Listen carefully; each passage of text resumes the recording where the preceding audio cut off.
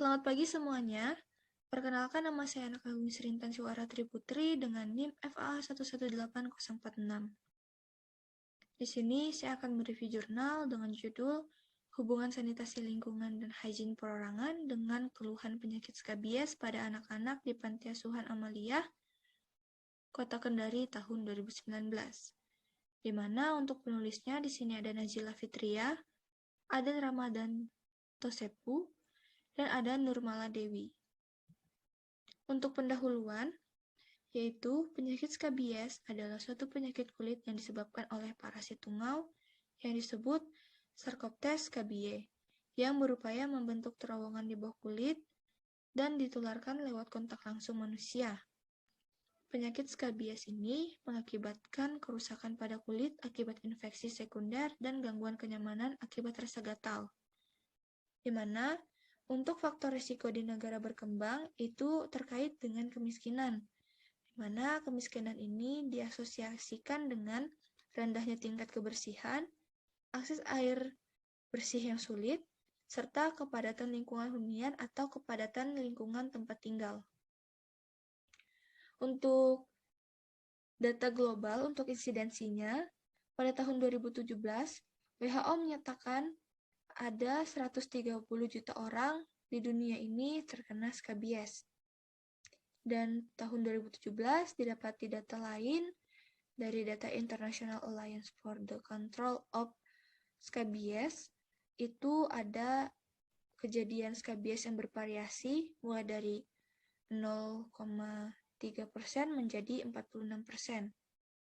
Untuk Provinsi Sulawesi Tenggara, pada tahun 2016, prevalensi kejadian penyakit skabies ini sebesar 3,57%. Pada tahun 2017, itu ada 4,27%, dan pada tahun 2018 itu ada 4,5%. Untuk Kota Kendari, itu pada tahun 2016, penyakit infeksi kulit itu berada di urutan ke-13 dengan prevalensi sebesar 2,82%. Pada tahun 2017 itu di urutan ke-14 dengan prevalensi 1,93%. Dan pada tahun 2018 itu menduduki peringkat ke-11. Untuk tujuan penelitiannya, itu untuk mengetahui hubungan antara sanitasi lingkungan dan hygiene perorangan dengan keluhan skabies pada anak-anak di Panti Asuhan Amalia, Kota Kendari tahun 2019. Untuk metode penelitiannya, penelitian ini merupakan penelitian observasional analitik dengan pendekatan cross-seksional, di mana faktor-faktor yang mempengaruhi kejadian skabies ini diteliti dalam satu waktu yang bersamaan atau dalam satu waktu, di mana populasi ini ada sebanyak 200 orang, yaitu merupakan anak Panti Asuhan Amalia di Kota Kendari.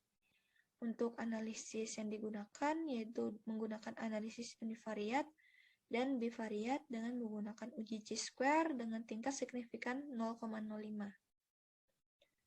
Dari hasil pembahasan, bisa dilihat di tabel pertama, itu ada hubungan penyediaan air bersih menggunakan jamban, saluran pembuangan air limbah, dengan keluhan penyakit skabies dan di Panti Asuhan Amalia di Kendari tahun 2019.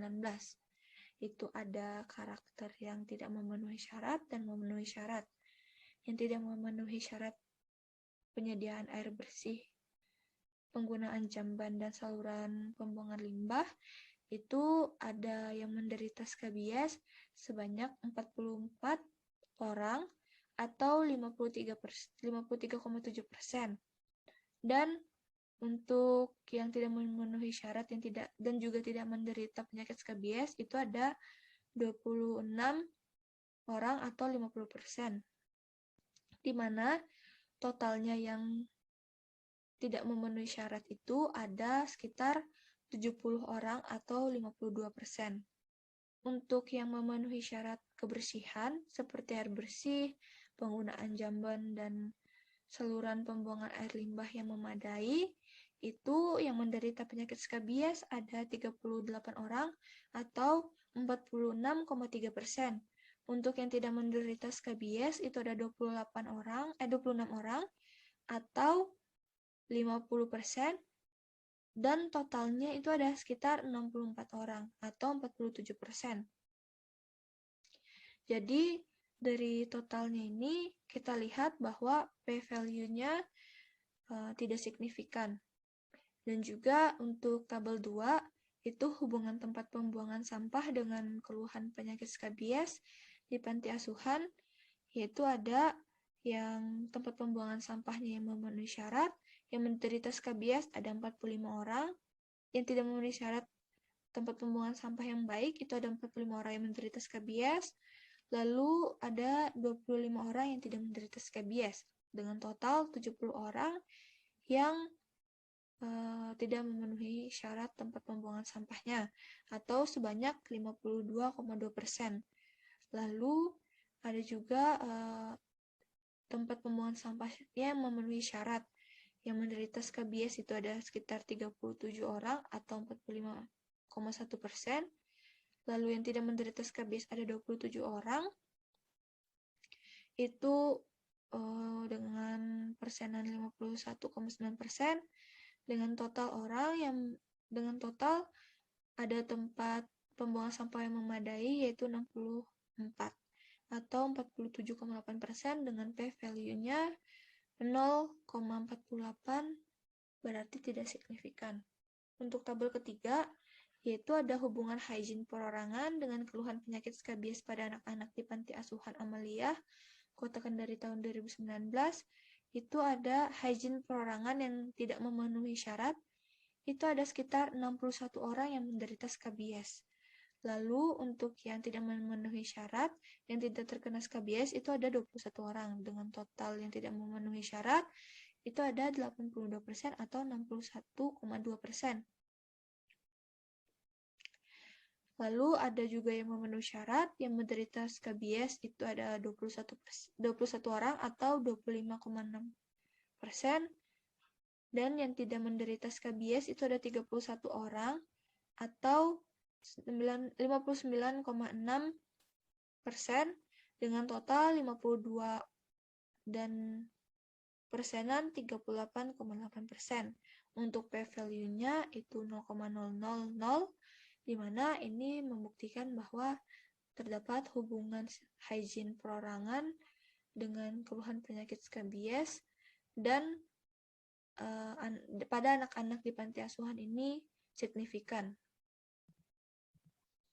Untuk kesimpulannya, tidak ada hubungan bermakna antara penyediaan air bersih, penggunaan jamban, penyediaan saluran pembuangan air limbah, kondisi tempat pembuangan sampah dengan keluhan penyakit skabies pada anak-anak di Panti Asuhan Amaliyah Kota Kendari tahun 2019.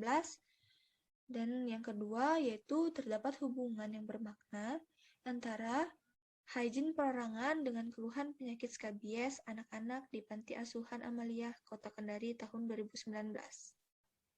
Jadi, untuk penyakit skabies sendiri itu tidak hanya terjadi pada manusia, tetapi juga dapat terjadi pada hewan. Contohnya di sini saya mengambil Scabiosis in Rabbit yang ditulis oleh Mia Yusaneta Sofyan dan Doni Krismanto. Untuk pendahuluannya, yaitu ada peningkatan jumlah peternakan kelinci sebesar 16 peternakan baru di Jawa Timur, sehingga hal ini menyebabkan diperlukannya langkah untuk mencegah insidensi skabies.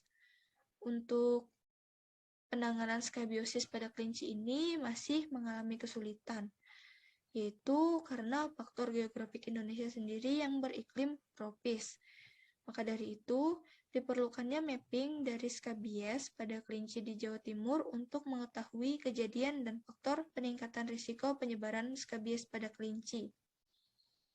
Untuk penanganan dari skabiosis ini juga dapat berupa injeksi ivermectin skabies atau krim permetrin, atau juga dapat bisa menggunakan penggunaan cairan malation. Untuk dari skabies sendiri itu merupakan penyakit kulit yang menular yang disebabkan oleh tungau Sarcoptes scabies. Tungau ini dapat menembus stratum corneum dan menyebabkan rasa gatal hingga bengkak. Untuk tujuan penelitiannya, ini bertujuan untuk membuat mapping insidensi skabies yang disebabkan oleh Sarcoptes scabiei var. Cuniculi yang memiliki peran dalam patogenesis penyakit skabies. Untuk metode penelitiannya, kita melakukan examination and scoring based clinical sign atau pemeriksaan serta menggunakan scoring yang berdasarkan tentang gejala klinis atau manifestasi klinisnya. Lalu langkahnya kita melakukan isolasi dan identifikasi dari Sarcoptes scabiei var ini. Setelah itu kita melakukan scoring. Setelah kita melakukan scoring, kita melakukan analitik data. Lalu yang terakhir, setelah kita melakukan analitik data, kita melakukan mapping skabiosis dari analisis yang sudah kita dapatkan tadi. Untuk di Surabaya sendiri, itu terdapat 4 peternakan kelinci yang akan digunakan, yang akan dilakukan survei. Nah, untuk diteliti kelinci ini yang memiliki gejala dan tanda skabies seperti krusta keputihan serta penebalan kulit. Dilakukannya penilaian keparahan ini menggunakan skor 1-4 berdasarkan beratnya infeksi. Selain itu juga datanya diambil itu berupa usia, spesies, cara merawatnya, asal kelinci, dan lokasi peternakannya. Kelinci yang memiliki simptom ini akan dibawa ke Departemen Parasitologi Fakultas Kedokteran Hewan Universitas Airlangga dan dilakukan skin scraping. Untuk hasil penelitiannya, untuk hasil persiapan sendiri itu didapati 20 kelinci, yaitu terdiri dari kelinci jantan dan betina. Untuk kriteria inklusinya, yaitu tentu adanya krusta pada permukaan kulit, serta berat badannya 2.000-3.000 gram atau 2-3 kilo. Di sini ada tabel, yaitu untuk pemiliknya itu ada Faisal, Nopi, Usman, dan Pardi. Untuk usia kelincinya sama 4 bulan, untuk spesiesnya juga sama, rek. Untuk kandangnya itu menggunakan sistem betray atau menggunakan sistem kandang yang tersusun secara paralel. Lalu lokasi kelincinya itu untuk yang Faisal itu ada di Rungkut, Nopi itu ada di Tanah Merah, Usman ada di Mastrip, dan Pardi itu ada di Karah. Di mana observasi pada sampel itu dilakukan 2 kali, yaitu dilakukan saat inspeksi pertama pada minggu pertama dan yang kedua pada minggu kedua setelah scraping. Di sini dapat dilihat ada kelinci dengan skabiosis positif dan ini ada hasilnya. Untuk diskusi, diketahui bahwa faktor risiko dari terjadinya skabiosis ini pada penelitian ini adalah salah satu jenis kandang yang berdekatan atau tersusun rapat sehingga mudahnya penyebaran skabies antar kelinci. Seperti yang saya katakan tadi, menggunakan sistem kandang yang betray atau baterai. Selain itu juga sanitasi lingkungan pemrosesan kotoran kelinci juga dapat berpengaruh dalam transmisi skabiosis.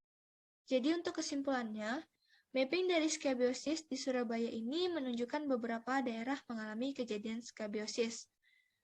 Setiap peternakan ini memiliki insidensi skabiosis, di mana jika tidak ada penata laksanaan yang tepat, penyakit ini dapat menyebar pada kelinci lain dan juga dapat menyebabkan kematian. Mungkin itu saja yang dapat saya sampaikan, kurang dan lebihnya mohon dimaafkan, dan mohon maaf jika saya ada salah kata. Saya ucapkan terima kasih atas perhatiannya, selamat pagi.